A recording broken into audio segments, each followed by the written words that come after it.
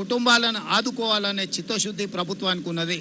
దయచేసి మీరు అందరూ కూడా ఈ సమస్యని పరిష్కరించడానికి ఆదుకోవాల్సిందిగా నేను విజ్ఞప్తి చేస్తున్నా.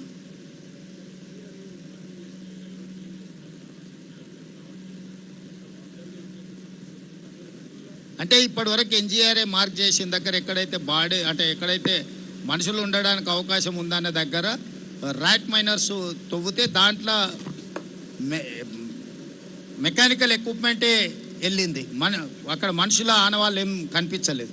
సో ఫర్దర్గా చేయాలనంటే అది ఉధృతంగా బురద వస్తుంది, నీళ్ళు వస్తున్నాయి, కొంచెం కొంచెంగా తొలగించాల్సి వస్తుంది. ఇప్పుడు మన కన్వేయర్ బెల్ట్ లేకపోవడం వల్ల వాళ్ళు తొలగించిన మట్టిని మనం పూర్తి స్థాయిలో బయటికి కదిలించలేకపోతున్నాం.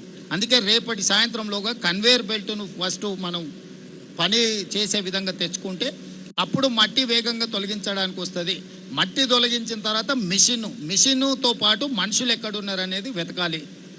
ఇప్పుడు టెంటేటివ్గా ఇక్కడ ఉండొచ్చు అని ఆనవాళ్ళని గుర్తించింది, కానీ నాట్ ఎగ్జాక్ట్లీ ఇక్కడ ఉన్నారు అనే స్పష్టత ఇంతవరకు రాలేదు. దాని మీద నిరంతరం నిపుణులు పనిచేస్తున్నారు. ఇది అంటే అత్యంత సంక్లిష్టాత్మకమైన సమస్య. దీన్ని చాలా నైపుణ్యంతో చేయాల్సిన పని. అందుకే నిపుణులు అందరూ కూడా ఒక దగ్గర ఉన్నారు. నిపుణులందరిని కూడా కోఆర్డినేట్ చేస్తున్నాం.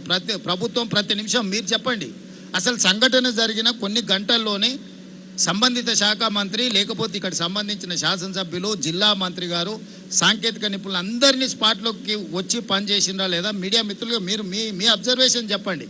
ఎక్కడైనా ప్రభుత్వం యొక్క ప్రయత్నంలో లోపం ఉందా? ప్రభుత్వం నిర్లక్ష్యం ఎక్కడైనా ఉన్నదా? అసలు ఏది జరిగినా ప్రభుత్వం మీద ఏదో ఒక బురద జల్లాలి. ఈ బురద జల్లుడు ఆలోచనే వాళ్ళ మైండ్లో ఉన్న బురదంతా తీసుకొచ్చి ప్రభుత్వం మీద జల్లాలనుకుంటే ఎట్లా? సీఎం గారు 1978లో అంజయ్య గారి హయాంలో ఈ ప్రాజెక్టుకు బీజం పడింది.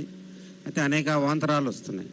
ఈ సంఘటన జరిగిన నేపథ్యంలో తిరిగి ఈ పనులు అంటే టీబీఎం మిషన్ ఆల్రెడీ కటింగ్ అవుతుంది, తిరిగి ఈ పనులను ఎంతలోపు మరి పునరుద్ధరించగలుగుతామని మీ ప్రభుత్వ అంచనాలో ఉంది? మీ ప్రభుత్వ అంచనా ఏంటి? అబ్దుల్లా గారు, ఇది 2 సైడ్స్ నుంచి, ఒకటేమో 23 కిలోమీటర్లు ఒక TBM tunnel bore machine drill చేయాలి, ఇంకొక సైడు 19.5 కిలోమీటర్లు. ఇటువైపు నుంచి 19.5 కిలోమీటర్ల దాదాపుగా 14.5 కిలోమీటర్లు ఇప్పుడు టన్నెల్ బోర్ పూర్తి చేసింది. ఒక 5 కిలోమీటర్లు ఇటువైపు నుంచి ఉంది. అటువైపు ఆల్మోస్ట్ 20 కిలోమీటర్ల పైగా అయిపోయింది. ఆ టన్నెల్ బోర్ మిషన్ ఒక 3.5 కిలోమీటర్స్ వేయాలి. ఇప్పుడు ఆ టన్నెల్ బోర్ మిషన్ని యాక్టివేట్ చేసి వీలైనంత వరకు ఇది రిపేర్ చేసుకొని ముందుకు పోయే క్రమంలో అటువైపు నుంచి కూడా తీసుకొస్తాం. ఎందుకంటే ఇది 2 వైపుల నుంచి పని చేసుకుంటూ వచ్చే విధానం. మిగతా ఎక్కడైనా టన్నెల్స్ ఒక సైడ్ నుంచి కొట్టుకుంటూ ఇంకొక సైడ్కి వెళ్ళిపోతారు. కానీ ఇందులో ఆ రోజుల్లోనే 2005-06లోనే ప్రపంచంలో అత్యంత అధునాతనమైన సాంకేతిక నైపుణ్యంతో 2 వైపుల నుంచి టీబీఎంతో పనిచేస్తున్నాము. ఈరోజు ఈ వైపు నుంచి ప్రమాదం వచ్చినా ఆ వైపు నుంచి పనులను వేగవంతం చేస్తాము. ఎందుకు ఇన్ని రోజులు తెలంగాణ వచ్చిన 10 సంవత్సరాలు ఆగిందంటే పనులే ఆపేసిండ్రు, దానికి సంబంధించిన విద్యుత్తునే బంద్ చేసిర్రు. విద్యుత్తు బంద్ చేయడం వల్ల దాంట్లో నుంచి వచ్చే నీళ్లు బురద అన్నీ చిక్కుకుపోయి మిషన్లన్నీ రిపేర్కి పోయినాయి. ఇప్పుడు మనం వచ్చినాక వాటిని రివైవ్ చేసి ఆ కాంట్రాక్టర్లకు డబ్బులు కట్టి, విద్యుత్ శాఖకు డబ్బులు కట్టి, కాంట్రాక్టర్లను ఎక్స్పర్ట్స్ని ఇక్కడే కాదు అమెరికాకు కూడా మా మంత్రులు వెళ్ళి ఆ నిపుణులతోనే ఆ సంస్థలతో మాట్లాడి తిరిగి ప్రారంభించినాం. దానికి మమ్మల్ని అభినందించాలి. సరే, ఇప్పుడు వాళ్ళు 9 రోజులు అవుతుంది. ఈరోజు వచ్చే కార్మికులు 8 మంది, అంటే వాళ్ళు వైద్యపరంగా చూస్తే ఆలోచిస్తే వాళ్ళ పరిస్థితి ఎట్లా ఉండొచ్చు సార్? ఇప్పుడు రవి, ఇది అని మనం కాంక్రీట్గా చెప్పడానికి వీల్లేదు. అన్లెస్ అంటే ఎక్స్పర్ట్స్ లోపలికి వెళ్ళి మొత్తం విశ్లేషిస్తున్న వాళ్ళు ఇచ్చిన నివేదికలు మాత్రమే ముఖ్యమంత్రిగా నేను చెప్పగలను. నేను అట్లా కాకుండా డాక్టర్ లాగానో లేకపోతే ఇతర నిపుణులలాగానో నేను ఏదైనా స్టేట్మెంట్ ఇస్తే అది తొందరపాటుతనం అవుద్ది. మీ అందరికి ఏం అవగాహన ఉందో మాకు కూడా సేమ్ అదే అవగాహన ఉంది. మీరందరూ ఏమనుకుంటున్నారో మేము కూడా అదే అనుకుంటున్నాం. కానీ ప్రభుత్వం ఏదైనా అధికారికంగా ప్రకటించాలన్నప్పుడు అధికారికంగా దాన్ని మనము కన్ఫర్మ్ చేసుకోవాలి. దేవాదులలో చచ్చిపోతే నాకు తెలిసి 9 మంది అనుకుంటా దేవాదుల్లో చనిపోయింది. 5 ఏళ్ళ వరకు బాడీలు కూడా దొరకలే. 5 years పట్టింది ఆ రోజు. ఈ విషయం అప్పుడే ప్రతిపక్షము మర్చిపోతే ఎట్లా?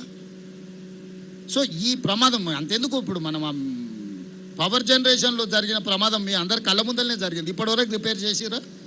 ఇప్పటి నుంచి ఎక్కడికే తీసుకెళ్తాను నేను. ఒకసారి చూడండి మీరు. ఇన్నేళ్ళైనా వాళ్ళు ఆ తర్వాత కూడా చాలా సంవత్సరాలు ఉన్నారు కదా. కనీసం వచ్చానో చూసినా ఈ రోజు వరకు వాళ్ళు రిపేర్ కూడా చేయలే.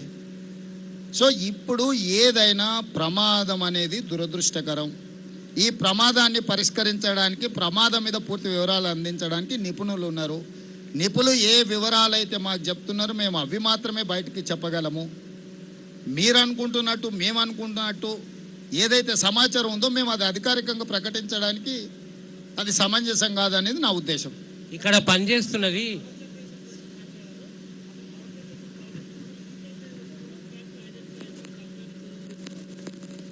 ఇప్పుడు ఆ పవర్ జనరేషన్లో ఉన్న సమస్యల్ని జనరేషన్ వాళ్ళకి చెప్పినాం. భవిష్యత్తులో అట్లాంటి ఉత్పత్తి కాకుండా ఇమ్మీడియట్గా వాళ్ళకి సూచనలు చేసినాము. సో నేను అనేది ఏంటంటే అదేమో మ్యాన్ మేడ్ మిస్టేక్, ఇదేమో ప్రకృతి వల్ల జరిగింది. అంటే ఇది ఇది ఇది ఒక సంఘటన, దురదృష్టకరమైన సంఘటన. ఇక్కడ రాజకీయ పార్టీలు లోపలికి పోయి నిర్లక్ష్యం వల్ల జరగలేదు. పని చేస్తుంటే పనిలో భాగంగా ఈ ప్రమాదం వచ్చింది. సాంకేతిక నిపుణుల నిర్లక్ష్యమో, ప్రభుత్వ నిర్లక్ష్యం ఉండి సంఘటన జరగడం వేరు. సాంకేతికంగా అక్కడ సడన్గా ఒక ఇన్సిడెంట్ ఆర్ ఒక యాక్సిడెంట్ అయింది. ఇప్పుడు మనం ప్రతిరోజు కారు నడుపుతూనే ఉంటాం, ప్రతిరోజు మనం జాగ్రత్తగా పోతూనే ఉంటాం. అనుకోకుండా ఎవరైనా ఎదురుగా వచ్చి వాళ్ళని తప్పించడానికి పోయి మనం చెట్టు కుద్దినాం అనుకో, తాగి నడిపి ప్రమాదం చేసేటోడికి, ఎవరినైనా రోడ్డు మీద అడ్డం వచ్చిన వాళ్ళని తప్పించడానికి పోయి చెట్టు కుద్దుకున్న వాడికి రెండు ప్రమాదాలే. ఏ ప్రమాదాన్ని ఎట్లా చూస్తావు? కాళేశ్వరం ప్రమాదం అనేది తాగి బండి నడిపి ప్రజల్ని గుద్దినోని విధానం అయితే, ఇది ఎదురుగొని వచ్చిన మనిషిని బ్రతికించడానికి చేసిన ప్రయత్నంలో పోయి చెట్టు గుద్దుకున్నది. ఈ రెండు ప్రమాదాలకు ఉన్న తేడా ఇది. ఈ తేడా మరి హరీష్ రావు గారికి అర్థమవుతుందా అర్థమైతలేదో నాకు తెలియదు. ఇక్కడ పనిచేసేది ఇతర రాష్ట్రాల కూలీలే, చిక్కుకున్నది వాళ్ళే. ఈ రాష్ట్ర ప్రభుత్వం తరఫున ఏమైనా నష్టపో వాళ్ళకి ఏమైనా ఇంకా టూ ఎర్లీ టు సే. ప్రభుత్వము ఆ కుటుంబాలను ఆదుకుంటుంది, దాంట్లో ఎవరికి ఎలాంటి అనుమానాలు అక్కర్లేదు. ఆ కుటుంబాలకు భరోసా ఇస్తున్నా నేను తెలంగాణ రాష్ట్ర ముఖ్యమంత్రిగా. డెఫినెట్గా ఆ కుటుంబాలను ప్రభుత్వం ఆదుకుంటుంది. అది సమయం, సందర్భం, ఎప్పుడు, ఏ విధంగా అనేది కార్యాచరణ తీసుకొని ముందుకు వెళ్తాం.